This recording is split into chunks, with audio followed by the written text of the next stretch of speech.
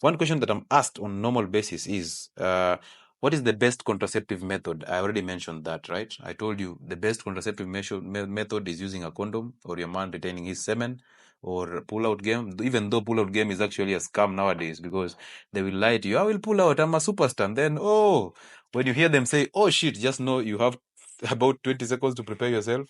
The gentleman is over. So, ladies, that's the hack I'm giving you. When you hear that gentleman starting to complain, just know the police officers are nearer, and it shall become a mess.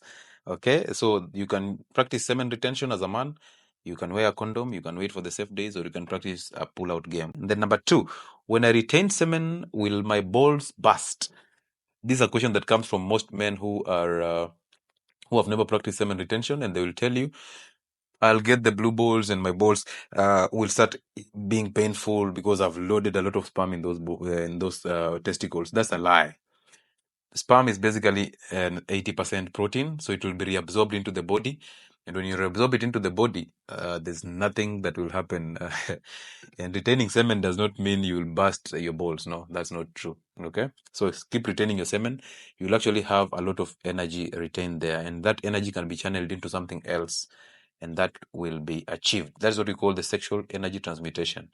Very, very effective. Number three is, should I fast as a woman? Should I fast when I'm on my periods? Yes, you should fast. As long as you are in the estrogen phase, you can push a prolonged fast because you want to stabilize the estrogen. But when you're in your ovulatory stage, you can actually push a 24-hour fast at maximum, because fasting can destabilize your progesterone levels, and that can bring you some problems. But this is for those women who are intending to get pregnant at that moment in time. But if you are not intending to get pregnant, you can simply fast, okay? Yeah, so there's a slight destabilization of progesterone when you're doing a prolonged fast. And that's why if you're intending to get pregnant, you're supposed to avoid a prolonged fast. But during ovulation stage, okay? But after the ovulation stage, when you start your menstrual cycle, then you can push a prolonged fast. And then I saw a lady on TikTok who said that, and I know you people know her, and I hope somebody can send me that video so that I can react to it through that contact that I just sent. So you can send it so that I can react to it, and then you get more people who will not attend this live. So that lady was saying that if your man cheats, simply load him with hormonal contraceptive, the pills. As you cook the meals, put in the contraceptive pills, and then he will grow fat, he'll grow the man boobs, he'll become very unattractive to other women. And then, of course, start to body shame him because now you become fat. That's the reason why I don't feel comfortable here. Now you body shame him because he's now fat. But you wrote that script, and then he acted in that script. And then when he acted in that script, now you start to victimize him and shame him for being fat. Do you remember that lady? So, ladies, some of those ladies, don't just follow them. They're going to mess your psychic. And of course, as an emotional being, sometimes your estrogens will be up and you'll think of doing such a thing. That is very evil. That is a woman who doesn't know God, knows about God, but doesn't know God. That is a woman who is totally messed up. And you start to question a lot from her background. But then that's not a story for us. Our story for us is, if you give a man hormonal contraceptives, what will happen? Number one, of course, they'll grow the man boobs. They'll have wide hips. They'll have the buttocks. They'll have a very smooth skin, of course, and their voices will start to narrow because of high estrogen. They'll grow the man boobs. Infertility issues will come in, of course, okay? And then they'll start having shrinking testicles. So they'll have very small balls, if you know what we mean. And then they'll have weak bones. So therefore, fractures will be there. So please don't give your man that, because you'll turn that man into being a woman. That's not a fair deal, okay? If you're cheated on, simply you have a choice.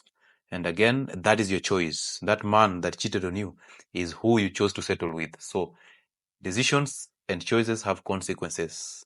So when you make a decision, you will be the one who will bear the consequences of that decision. So bear it. And then, how often should I use the emergency pill or the morning pill? Now, don't use it. It's that simple. Don't use it. That is one. Number two, why would you use it? Why would you use it? Stop acting as though you want to protect yourself from getting pregnant when you still want to have unprotected sex. Simply use a condom. You will protect yourself from these issues. Okay? So, no emergency pills. Avoid them. Not unless there's a rape and it's so necessary that we use it. But if none, please don't use it. Can I get pregnant when I use the P2? Sometimes women get, I think this is what she tried to mean, that when I have sex without protection, are there chances I can get pregnant if I was on the morning pill?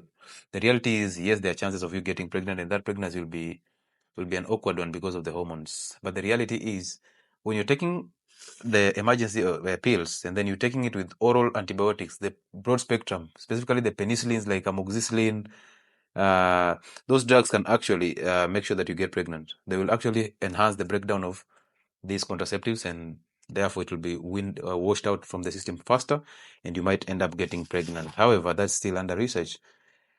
But again, as we said, don't take emergency pills. It's that simple. So those were your questions for the week, and I'm glad that you asked them. I hope I answered them in the right ways. I have a P2 baby, 12 years old. Ooh, yeah. Sometimes you use that, the P2, and then of course, you're using it and you are using antibiotics, and then you end up getting pregnant. And then, oops, you're lucky if that child does not drool saliva, does not have these mental issues. But it's a risk that you took. So please don't do it ever again.